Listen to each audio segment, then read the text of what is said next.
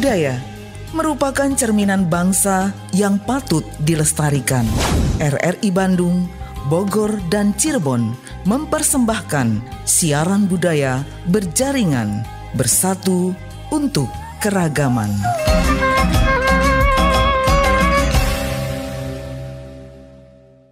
Assalamualaikum warahmatullahi wabarakatuh. Halo pendengar dan juga pemirsa dimanapun Anda berada. Senang sekali saya Benny Herdiansyah kembali bisa menemani Anda. Saat ini Anda menyaksikan obrolan budaya berjaringan Bandung, Bogor, dan Cirebon. Dan di kesempatan hari ini senang sekali saya tidak sendiri bersama dengan narasumber. Saya perkenalkan kepada Anda. Saat ini di samping saya sudah ada Kang Ridwan Kamal Ghifari, seorang profesional makeup artist. Halo Kang, apa kabarnya? Halo, baik, alhamdulillah. Alhamdulillah. Nah ini luar biasa nih Kang Ridwan Kamal Ghifari sebagai makeup artist. Nampaknya masih sangat muda sekali. Ya, Kang ini memulai karirnya sejak kapan nih Kang? Kalau memulai karir dari awal itu sejak SMP mungkin. Baik. Ya, sejak SMP karena mungkin dari dulu dari kecil sudah senang dengan tata rias pengantin. Berawal dari ketertarikan keluarga yang menikahkan saudara-saudara sampai saat ini alhamdulillah sudah digeluti pekerjaannya sebagai seorang prias. Baik, jika dihitung mungkin memulai karir secara pasti begitu menganggap diri sebagai seorang profesional makeup artist itu berarti sejak kapan nih Kang? Sejak tahun 2010 ya, karena dari 2008 sudah mulai mendalami bagaimana pekerjaan seorang prias atau makeup artist. Jadi tidak hanya, kalau prias kan hanya bisanya makeup saja, karena kalau prias itu biasanya sudah bisa mencakupi segala macam yang aspek-aspek yang ada di dalam pernikahan, dari mulai nanti make upnya, dekorasinya. Jadi hubungannya dengan pesta semuanya bisa betul, gitu ya. Betul sekali. Nah, Kang sendiri emang latar belakangnya ada pendidikan khusus begitu ke tata rias dan kalau masalah latar belakang tidak ada ya, karena sekolah pun saya tidak mengambil jurusan tata rias, otodidak asli, karena mungkin senang banget dengan dunia tata rias sejak dari kecil, makanya didalami sampai saat ini. Wah, jadi dari sejak kecil begitu sudah punya kesukaan atau fokus ya ke arah profesional makeup artist begitu ya. Iya, betul. Baik, kemudian Kang selama menjadi seorang makeup artist begitu tentunya pasti sering mendapatkan kendala atau tantangan begitu ya. Kira-kira yang berat begitu menurut Kang Ridwan apa nih? Kalau tantangan semua kayaknya karena sudah mendalami. Kalau tantangan tidak ada sih Kang. Paling tantangan terberatnya itu karena banyak sekarang prias menjamur di mana-mana ya. Banyak banget. Terus banyak prias pemuda atau pemula yang emang sekiranya baru bisa jadi prias, itu takutnya salah kaprah dalam menempatkan sesuatu yang pengantin, mana yang pengantin benar-benar adat, mana yang modern, mana yang internasional. Takutnya kan bagaimanapun kita sebagai prias, karena dari dulu bagaimanapun saya adalah seorang yang pecinta tentang budaya, jadi takutnya yang tidak diharapkan itu seperti salah menempatkan aja sih Kang. Jadi kalau sekarang riasannya menggunakan adat, tetapi dengan makeupnya gayanya dari luar begitu. Iya, tadi Akang sudah menyampaikan sebenarnya ada ketertarikan ini, kemudian juga Akang mendalami wawasan tentang dunia tata rias begitu ya, karena memang latar belakang Akang ini sebagai seorang pinunjul moka ya dulu ya. Tahun berapa nih Kang? Tahun berapa itu? Waktu itu kebetulan Mojang Jajaka Bandung Barat tahun 2010.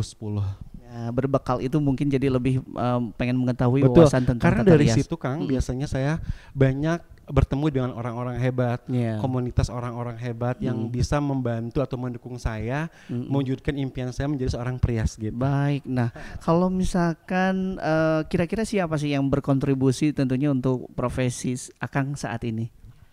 Untuk yang berkontribusi banyak banget sih Kang ya, karena yang pertama sih orang tua, udah jelas itu pasti, karena meskipun dari awal dulunya orang tua mengengkang untuk menjadi seorang prias, jadi bagaimanapun ketakutan itu ada ya, karena saya bisa menguatkan atau bisa meyakinkan orang tua supaya bisa lebih percaya, karena bagaimanapun anak seorang laki-laki harusnya bekerja dengan benar, katanya seperti itu. Mungkin mindset beliau masih kurang luas mungkinnya pada saat itu. akhirnya saya bisa meyakinkan diri kepada orang tua bagaimana tidak seperti orang tua yang dipikirkan yang buruk-buruk saja. Jadi juga mungkin di masyarakat konotasinya betul, masih jelek gitu kan. Makanya saya bisa meyakinkan orang tua bahwa perias itu tidak seperti itu. Baik, gitu. tapi sekarang bisa membuktikan ya Kang dengan prestasi ya. Dan luar biasanya di pendengar dan juga pemirsa bahwa Kang Ridwan Kamal Ghifari ini juga aktif dalam organisasi ya Kang. Ada 3 organisasi kalau nggak salah. Di antaranya apa saja? Ada Harpi Melati, ada Katalia, ada Tiara Kusuma. Masing-masing berbeda itu. Beda-beda. Jadi sudah ada patokannya masing-masing ataupun sudah ada kriteria masing-masing. Contohnya kalau misalnya Katalia itu adalah menangani tentang tata rias pengantin modern dan modifikasi. Ya, kalau Tiara Kusuma itu yang menangani tentang tata rias kecantikan muka dan juga rambut. Kalau Harpi Melati baru tentang tata rias pengantin, gitu. Yang secara keseluruhan. Baik, luar biasa. Dari situ barangkali pengalaman jadi tambah banyak ya kan? Betul, karena banyak ilmu yang didapat ya. Selain ilmu juga banyak ujangan-ujangan atau pendapat-pendapat bagaimanapun itu tentang perias, bagaimana cara menempatkan seorang perias yang baik. Karena dari pakaiannya saja, kalaupun seorang perias tidak boleh sembarangan ketika kita bekerja untuk di lapangan ya. Tidak ada dulu mah. Kalau misalnya kayak saat ini kan kalau perias dulu mah sekarang pakai batik, dulu mah tidak ada memakai beskap, memakai kain ya. Bagaimana semestinya seorang perias yang emang bekerja untuk di lapangan seperti itu kan. Baik, mencerminkan gitu ya. Kalau kita juga tentunya berwawasan, kemudian juga tahu tentang wawasan budaya begitu ya. Betul. Baik.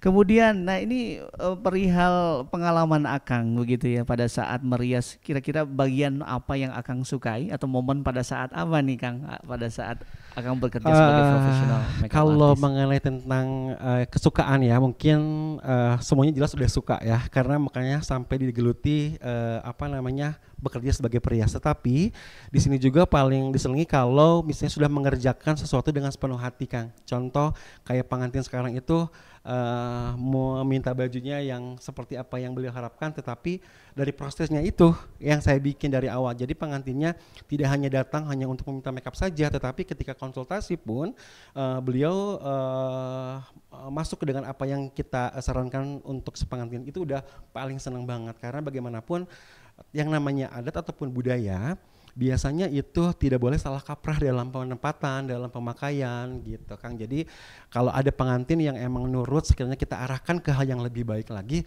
itu udah yang paling senang dibanding dengan yang lain. Asik, apalagi kalau ini klien atau pengantinnya menganggap atau merasakan bahwa di make upnya sudah sangat sempurna begitu ya. Betul, karena bagaimanapun penempatannya harus benar-benar tepat dan pas.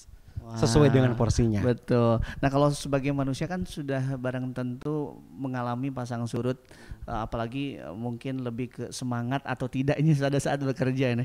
Ini gimana caranya akan menjaga motivasi, terutama supaya terlihat profesional sebagai seorang makeup artist? Ya, gitu? menjaga motivasi saya agar tetap profesional. Yang pertama adalah kalau perias itu tidak boleh telat. Ya, harus tepat waktu, harus disiplin, karena bagaimanapun kita sebagai penjual jasa, selain kepercayaan ya, ketika orang sudah mempercayakan sepenuhnya kepada kita, kita harus menjaga benar-benar semua yang sudah ada aturannya gitu Kang. Jadi dari mulai kedatangan kita harus tepat waktu, merias harus benar-benar sesuai dengan apa yang dimau, tidak boleh yang semena-mena menurut atau bagus menurut kita. Baik, Kang Ridwan, selama 14 tahun ini sudah merias kemana saja? Wah, kalau dibilang itu alhamdulillah Kang, waktu 2010 saya sudah pernah mewakili Indonesia di Hong Kong untuk menampilkan tata rias pengantin Indonesia di sana dari Kementerian Pariwisata Indonesia. Terus tahun 2012 saya pernah diajak ke Vietnam untuk mempromosikan tentang budaya Indonesia, khususnya pengantin Kang. Jadi setiap negara itu mereka mewakili pengantinnya, ada dari Bali, ada dari Sunda, ada dari Jawa, ditampilkan di Vietnam pada tahun 2012. Aduh, luar biasa nih ya, pengalaman yang berharga ya Kang. Iya betul sekali, karena bagaimanapun itu tidak akan pernah bisa terlupakan. Padahal dulu masih 2012, masih berapa belas tahun, karena mungkin ya karena orang melihat mungkin ya, karena bagaimanapun citra seorang perias itu, apalagi anak kecil dulu kan masih belasan tahun, mungkin pada tahun 2012 diajak ke luar negeri, alhamdulillah akhirnya bisa mempromosikan budaya Indonesia di sana. Asik nih Kang, kita lanjut lagi. Kemudian pastinya pernah mengalami juga hal-hal yang kurang enak ya ke kita, terutama perihal motivasi jadi down mungkin pada saat bertugas begitu. Seperti apa, bisa disampaikan bagaimana pengalaman pada saat merias begitu Kang? Kalau cerita sedih mungkin ya. Kalau sekarang alhamdulillah mungkin karena zaman sudah lebih modern ya. Pada zaman dulu itu bisa dibayangkan anak yang masih anak belasan tahun ya merias tapi tidak dibayar sepeser pun. Alhamdulillah tidak dibayar sepeser pun. Akhirnya Allah benar-benar bisa mewujudkan impiannya, membayar semua apa yang dulu pernah dilewati gitu Kang. Karena dulu ada ya tetangga rumah, maksudnya karena beliau pengen merias atau menikahkan anaknya, meminta jasa. Akhirnya lalu saya kasih sepenuhnya dengan sepenuh hati dari mulai segala macam apapun itu, dan saya alhamdulillah tidak dibayar waktu itu. Tapi tidak apa-apa ya, mungkin itu jadi pembelajaran juga buat saya, dan sampai saat ini juga alhamdulillah sudah bisa mumpuni semuanya itu Kang. Iya, ternyata dengan kesungguhan ya Kang ya, dan juga tekun. Betul. Iya, artinya setiap orang pasti mengalami proses gitu ya, proses di mana dari nol begitu kemudian dan sampai puncak. Nah, ke depannya kira-kira ingin seperti apa nih Akang nih? Kalau mengenai ke depannya, saya pengen merias atau merangkul perias-perias yang di Jawa Barat untuk bisa membudayakan atau bisa melestarikan tentang adat istiadat pengantin Sunda khususnya di Jawa Barat, untuk bisa lebih menjaga ya, karena bagaimanapun kita sebagai generasi penerus harus bisa menjaga, melindungi, melestarikan tentang tata rias adat, dan juga promosikan ke yang lain bahwasanya kita ini di Jawa Barat itu punya loh pengantin yang emang benar-benar Jawa Barat banget gitu. Jadi pengennya seperti itu Kang. Jawa Barat punya kekhasan sendiri. Betul, gitu ya Kang. Karena bagaimanapun orang Bandung itu punya Siger Bandung juga Kang, yang namanya Siger Bandung ya. Karena bagaimanapun pada saat ini sudah benar-benar zaman sudah benar-benar modern, karena bagaimanapun setiap daerah itu mereka punya khas masing-masing. Nah, ini kita sudah mengarah ke tema yang akan kita bahas sebenarnya. Tadi kita sudah ngobrol-ngobrol perihal bagaimana latar belakang ya, dan juga profesi dari Kang Ridwan Kamal Ghifari. Berikut juga tadi sebagian dari prestasi yang sudah didapatkan selama 14 tahun sebagai profesional makeup artist. Nah, pendengar dan juga pemirsa dimanapun Anda berada, di sesi kedua nanti kita akan membahas mengenai komponen busana wanita, terutama dalam busana pengantin begitu ya, dan juga komponen busana pria, dan bagaimana makna filosofi yang terkandung dalam busana yang dikenakan oleh pengantin begitu. Wah, pastinya bakalan seru. Saya harap Anda tetap bersama kami dan menyimak obrolan ini hingga selesai. Jangan kemana-mana, tetap bersama kami tentunya di obrolan budaya berjaringan BBC Bandung, Bogor, Cirebon, Korwil 12.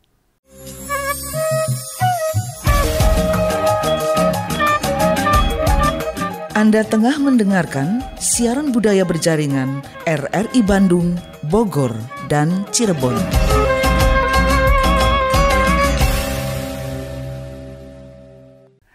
Terima kasih Anda masih bersama kami menyimak obrolan budaya berjaringan Bandung, Bogor, Cirebon, Korwil 12 bersama saya Benny Herdiansah, dan tentunya masih bersama dengan Kang Ridwan Kamal Ghifari. Iya Kang, kita mau ngobrol nih selanjutnya. Ini pengalaman Akang saat mengenakan busana pengantin adat Sunda. Nah, gimana nih Kang? Pengalamannya yang Akang rasakan begitu? Alhamdulillah sangat bangga sekali Kang, karena bagaimanapun adat Sunda itu adalah sudah mempunyai ciri khas ya, yang jelas sudah ada identitasnya masing-masing. Karena bagaimanapun kalau orang sudah melihat itu, sudah bisa menebak ini adalah pengantin Sunda. Sudah barang tentu ini pengantin Sunda betul, khas. Karena gitu bagaimanapun ya? Sunda itu sudah punya siger Kang. Ya, jadi bagaimanapun itu orang-orang adalah sudah bisa melihat kita seperti apa dan bagaimana gitu Kang. Baik, dan selanjutnya Kang Kamal, saran dari Kang Kamal sendiri bagi pengantin atau pasangan yang ingin menggunakan busana adat Sunda di acara pernikahannya, kira-kira apa? Ada saran nggak Kang? Betul, ada saran Kang, karena bagaimanapun ya, kalau setiap klien atau pengantin yang pengen menikah, tentukan adatnya sesuai dengan daerahnya masing-masing, terutama Sunda. Tempatkanlah penempatan Sunda pada tempatnya, ya, karena bagaimanapun pada saat ini karena zaman modern ya Kang, banyak pengantin yang salah kaprah, ya. Dari bawahnya menggunakan gaun atau gaun yang modern tapi atasnya menggunakan tradisi, kan itu sudah di luar dari jalur yang sudah kita tentukan. Jadi makanya mengarahkan ke hal yang lebih baik lagi. Makanya saya sebagai prias kalau didatangin klien Kang biasanya suka diajak ngobrol terlebih dahulu nih Kang, supaya nanti bisa lebih mengerti dan memahami bagaimana kalau ketika menggunakan adat pada semestinya gitu. Nah itu, jadi sering menemukan ya hal-hal yang janggal mungkin atau sebenarnya yang tidak pas dalam penggunaan busana begitu ya Kang ya. Betul. Seperti contohnya misalkan tadi Akang sampaikan busana modern, tapi atasnya menggunakan aksesoris begitu ya. Adat. Oh, gitu. adat. Jadi kan kebanyakan sekarang ada pengantin yang request nih, bahwasanya mereka pengen menggunakan gaun untuk pakaian yang dikenakan, tapi kepalanya menggunakan riasan aksesorisnya untuk adat. Jadi ada yang pakai siger tapi bawahnya pakai gaun gitu. Ada yang menggunakan adat Padang tapi bawahnya gaun. Kan itu kurang tepat ya, betul. Nah, entah siapa ini yang memulainya ya.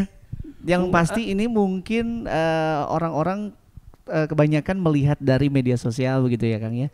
Jadi perlu juga disampaikan edukasi tentang penggunaan busana yang sebenarnya gitu ya. Nah, saya mau tanya nih Kang, kalau komponen busana wanita untuk pengantin kira-kira apa saja yang dipakai? Cerita dulu Kang ya. Karena pada zaman dulu itu tidak ada pengantin menggunakan brokat. Dulu hanya kayaknya beludru ya. Jawa dan Sunda itu pakaiannya hampir sama. Ya, yang membedakan adalah coak belakang khusus pakaian untuk prianya saja ya, berbahan bludru karena dari era penjajahan pada saat itu, dari perdagangan ya, sampai hadirlah satu kain yang sampai saat ini masih hits, itu kebaya atau brokat. Jadi dulu mah kalau misalnya setiap pengantin itu hanya menggunakan bludru saja, tidak menggunakan brokat ataupun kain yang aneh-aneh gitu kan. Iya, berarti brokat hadir ke Nusantara ini kapan nih Kang berarti? Kalau menurut ilmu yang saya dapat dulu itu sekitar tahun 70, 80 sampai 90 Kang. Karena bagaimanapun itu masih di era penjajah ya, datang melalui perdagangan. Mereka menggunakan atau membarter satu barang, kan dulu mah katanya filosofinya dulu mereka barter ya, tidak menggunakan uang. Jadi mereka barang yang dipunya dengan penjajah yang dipunya itu barter. Jadi mereka menggunakan barang ataupun suatu produk ditukar dengan barang dari kita. Seperti kan kita terkenal dengan rempah-rempahnya dulu ya, ditukar dengan rempah, akhirnya beliau menukarnya dengan satu buah kain yang sekarang hitsnya disebutnya adalah brokat gitu. Brokat hingga saat ini begitu ya dipakai. Baik, kemudian nah ini komponen busana wanita kembali Kang. Jadi selain kebaya, kemudian bawahan, terus juga siger ya yang menjadi ciri khas dalam penggunaan busana pengantin adat Sunda. Kemudian ada apa lagi nih Kang? Siger justru, karena siger itu sekarang sudah banyak sekali Kang, karena yang pencetus awalnya itu adalah siger Bandung.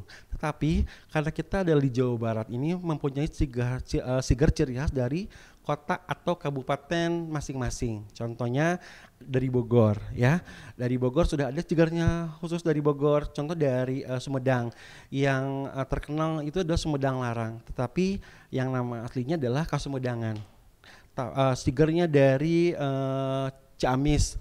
Ini sudah ada Inten Kedaton, tapi orang-orang kan hanya mengenalnya siger Bandung. Justru kita itu tinggal di Jawa Barat lebih kaya lagi karena setiap daerah atau provinsi yang ada di Jawa Barat ini mereka mempunyai ciri khas siger masing-masing. Nah, yang boleh menggunakan siger itu Hanya orang tertentu saja Iya, berarti. pada zaman dulu, iya. zaman dulu itu yang hanya bisa memakai siger ataupun dari kerajaan tersebut adalah orang-orang keturunan dari kerajaan tersebut. Tetapi pada saat ini boleh ya, asalkan si prias atau penata riasnya mempunyai siger tersebut. Oke, Gitu. yang pasti siapapun sekali lagi bisa menggunakan itu ya Kang ya? Betul. Boleh. Oke. Nah, itu untuk komponen busana wanita. Nah, sekarang untuk prianya nih Kang. Kalau untuk pria mah tidak aneh-aneh, paling sebetulnya hanya dari benai bendo, atau dulu mah tidak ada bendo, hanya ikat kepala, base cap. Base capnya dulu tidak seperti sekarang ada boro-boronya ya. Dulu mah namanya ada kayak keutamaan Bandung, jadi yang memakai dasi kupu-kupu gitu, yang berjas, yang memakai kemeja. Terus ada kain atau samping, ada selop, biasanya mah ada kalung panjang, dan juga ada aksesoris tambahan yang di saku yang seperti menjuntai panjang, itu benggol. Nah, itu dia Kang. Nah, selain itu tentunya memakai ini ya, ciri khas busana pengantin mah biasanya pakai samping kain ya, betul. Sinjang begitu. Sinjang. Iya, nah, sinjangnya ada corak tertentu yang digunakan. Pengantin boleh menggunakan corak ataupun sinjangnya ciri khas daerah masing-masing. Kalau di Bandung ada lereng eneng, ada garutan ya. Karena sampai saat ini corak udah semakin meluas, udah melebar di mana-mana. Jadi tidak boleh keluar jalur dari ciri khas pengantin dari Jawa Barat. Ada corak yang khusus nggak sebenarnya dipakai untuk wajib begitu ya, digunakan oleh pengantin? Kalau untuk pengantin ada, justru kalau hanya untuk lereng saja ya, karena kalau untuk pengantin kenapa harus lereng, karena ada filosofis, kalau dibahas di sini mungkin bisa lebih panjang lagi ya Kang ya. Mungkin nanti kita next ada pembahasan khusus. Tetapi kalau yang pengantin ini hanya boleh menggunakan lereng atau ciri khas dari daerahnya masing-masing. Baik, seperti itu ya. Kemudian nih Kang, kalau untuk sekarang ini kan nampaknya busana pengantin tradisional Sunda itu sudah berwarna-warni ya. Betul. Tidak hanya putih saja. Betul. Ya. Kalau dulu gimana nih Kang, boleh diceritain nih? Dulu mah pengantin itu hanya menggunakan warna hitam saja. Hitam saja karena dulu tidak ada bahan-bahan yang lain, paling warna putih dan juga warna hitam. Nah, awal mulanya tadi dari pertanyaan tersebut, kenapa bisa ada bahan-bahan yang lain ataupun ada model-model yang lain, karena dari pecahan dari tradisi ke modern. Baik. Kenapa bisa sampai terjadi kayak ada pemindahan itu, karena terjadi di era penjajahan ketika itu. Nah, dikenal nih ada istilah Sunda Siger modifikasi. Nah, ini boleh disampaikan apa sebenarnya yang membedakan dengan Sunda Siger zaman dahulu gitu dengan pakem, istilahnya pakem, atau yang sekarang disebut dengan Sunda Siger modifikasi. Pada zaman dulu kalau Sunda Siger pakem itu memakai warnanya hanya menggunakan warna gold, merah, hitam dan juga putih ya, tidak ada warna-warna lain. Paling nanti yang membedakan itu adalah untuk calon mempelai pria ya, karena bagaimanapun tetap pengantin yang baku itu menggunakan sigernya harus siger Bandung. Kembang goyangnya harus menghadap ke depannya 5, ke belakang 2. Harus ada filosofinya. Ada filosofinya. Ada menggunakan bunga, dulu mah tidak ada melati Kang. Betul. Pakai hanya apa berarti? Sedep malam. Dulu menggunakan kilat bahu atau aksesoris di pergelangan tangan. Menggunakan sabuk, menggunakan cincin, kiri kanan menggunakan selop. Kalau sekarang mah pengantin boleh menggunakan kebayang menjuntai atau melantai, tidak menggunakan sabuk, tidak menggunakan kilat bahu, sigernya sudah berbagai macam corak. Betul. Gitu kan, dulu mah hanya boleh menggunakan kembang goyang yang bermotifnya hanya bunga saja. Oke, kalau sekarang beragam. Betul. Kalau sekarang beragam ya, tidak boleh. Kalau di Sunda itu khususnya di Sunda Kang, tidak boleh menggunakan aksen atau aksesoris yang bermotif hewan. Nah kalau ini ada alasannya tentunya Kang. Iya, karena itu sudah ada yang mempunyai. Kalau di Jawa, kalau sudah ada namanya alasan kalau di Jawa itu ada dari mulai kupu-kupu, ada dari mulai kujang, gajah dan lain sebagainya gitu. Jadi mungkin ini mewakili idiom dari kekhasan daerah masing-masing begitu ya. Betul. Dan kita lebih ke bunga begitu ya Kang. Betul, lebih ke bunga karena ada filosofisnya Kang dulu kalau kenapa harus kasih bunga sedap malam dulu mencerminkan kesucian atau keharuman seorang wanita. Baik, begitu ternyata ada yang ingin disampaikan oleh Betul. leluhur Jadi gitu ya. ada filosofinya. Filosofinya. Betul. Baik, tadi saya tertarik dengan Kang Kamal menyampaikan bahwa untuk ronce ya. Mohon maaf. Betul, ronce. Ronce Melati, kemudian apa ini yang menjuntai ke depan 5 ke belakang 2 itu namanya? Maknanya. Maknanya. Iya. Kalau misalnya dari mulai Ronce Melati dulu. Ronce Melati itu biasanya Kang dulu tidak ada sedap malam. Ya. Karena tadi seperti apa yang dibilang tadi ada era penjajahan masuklah bunga melati ke Indonesia. Akhirnya mereka menggunakan melati dan melatinya pun harus tidak boleh berbagai ragam dari model. Ya. Hanya menggunakan 2 model saja yaitu 3 darah dan juga 5 darah. Ya. Mengenai kembang goyang yang digunakan 5 menghadap ke depan itu adalah kita dari mulai hari yang dituju sama rukunan Islam. Nah, baik gitu ya. Ada 5, terus nanti yang menghadap ke belakang itu adalah kisah mereka berdua. Yang di belakang sudah jangan dilihat gitu. Oh, iya. Jadi apapun yang kita kenakan sebenarnya ada makna tersendiri. Ada makna tersendiri seperti nanti ada yang nanti tumbal siri, ada ini apa yang di tuhi wajid gitu kan itu tidak boleh dihilangkan meskipun sampai dengan saat ini. Waduh, kalau kita coba bahas nih satu persatu kayaknya nggak cukup waktunya ya Kang Kamal ya. Dan saya jadi tertarik begitu untuk kembali mencari informasi mengenai filosofi dari penggunaan busana pengantin adat Sunda ya Kang ya. Nah, barangkali juga buat Anda nih pendengar dan juga pemirsa dimanapun Anda berada nih jadi tertarik juga dan juga punya cita-cita nanti pada saat Anda menikah, terutama yang mau menikah ya, Anda ingin memakai busana adat pengantin Sunda atau tidak begitu ya, karena tentunya luar biasa selain bentuknya yang bagus, menarik, tapi juga penuh dengan makna begitu ya.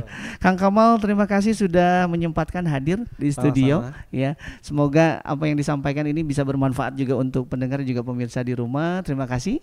Saya Benny Herdiansyah dan juga Kang Kamal Givari, Kang Ridwan Kamal Givari undur pamit. Wabillahi taufiq wal hidayah. Wassalamualaikum warahmatullahi wabarakatuh.